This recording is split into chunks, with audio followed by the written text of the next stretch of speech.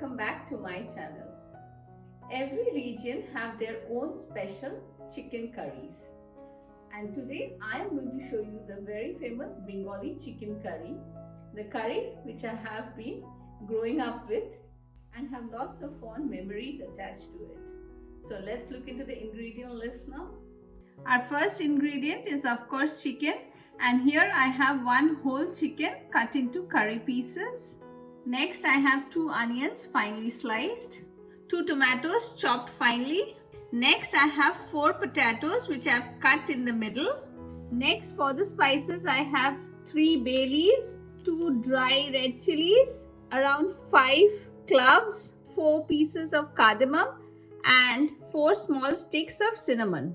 1 tablespoon of turmeric powder, 1 tablespoon of red chili powder, around 3 teaspoons of ginger garlic paste, half teaspoon of garam masala powder, and the Bengali garam masala is a combination of cloves, cardamoms and cinnamons. Salt to taste and mustard oil for cooking. So we'll start off by marinating the chicken. For that I'm going to add in around 1 teaspoon of mustard oil along with some salt. Salt is of course according to taste, and some turmeric powder. Mix it well with your hands. Rub the chicken pieces well with the spices and the mustard oil. So here is my chicken well marinated, and we'll allow this to rest for 30 minutes before we start cooking with it. Next we are going to marinate the potatoes. For that I'm going to use again some turmeric powder and some salt. Potatoes are somewhat compulsory in this dish in a Bengali chicken curry, but if you don't like potatoes, you can omit it also.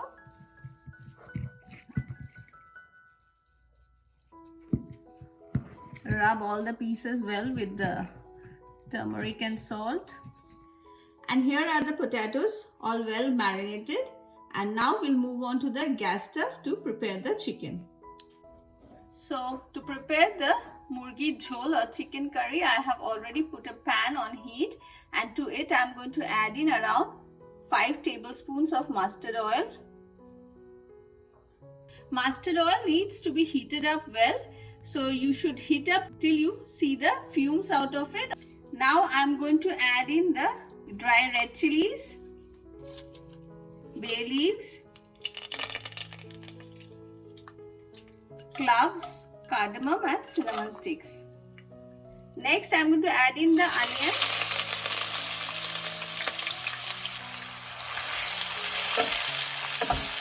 Mix it well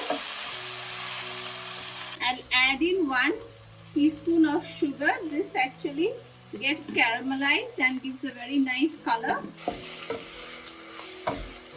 And we are going to cook the onions till it turns slightly brownish in color.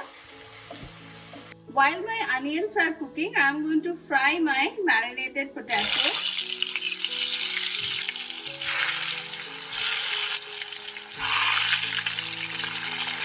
As you can see, the potatoes are nice and brown and they are well fried. I am going to remove it from heat now. In the meantime, my onions are also ready. As you can see, they have started turning brown.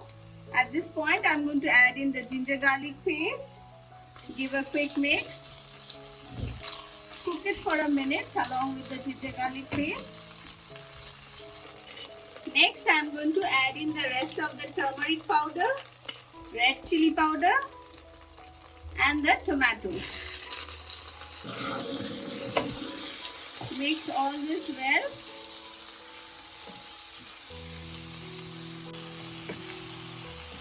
And I am going to add in around 1/4 cup of water so that the spices don't burn. And I am going to cover it and cook it on medium flame till the oil starts separating from it. It's been about 5 minutes now, and as you can see, the oil has started floating on top. Next, I am going to add in the chicken pieces to it.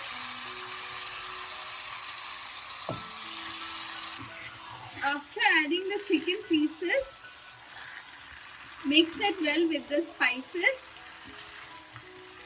We'll cook it for another 4 to 5 minutes in the same manner by covering it and allowing the chicken to cook with the spices.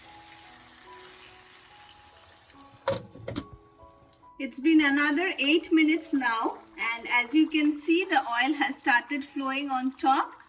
I'll give it a quick mix. And next I'm going to add in the potatoes, the fried potatoes. And along with it, I'm going to add in around a cup of water. So that's exactly 1 cup. But you can add more or less depending on how much jhol or gravy you want in your chicken curry. And I'm going to give it a mix along with with the chicken and the potatoes, and now I'm going to cover it and cook it till the chicken and potatoes are well done. It'll take approximately 8 to 10 minutes. It's been about 10 minutes now, and I had stirred in between quite a few times. The chicken and the potatoes are all well done. The only last thing that I'll add in is the garam masala powder. At this point, do check in the seasoning.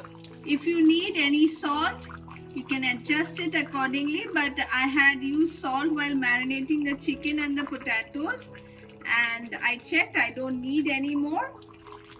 After adding the garam masala, I'll cook it for another 2 minutes on medium flame, and our chicken curry will be ready to be served. It's been another 2 minutes now, and now I'm going to switch off the gas and serve it.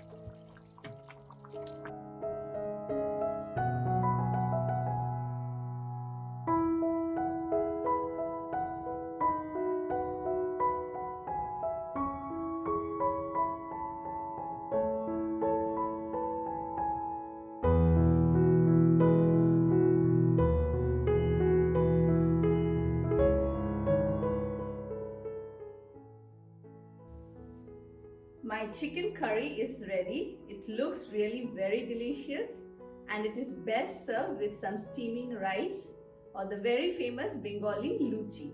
So friends, do give it a try, and I'm sure you're going to enjoy it. And on that note, I'm going to end this video here. Don't forget to hit the like and subscribe button. Thank you for watching.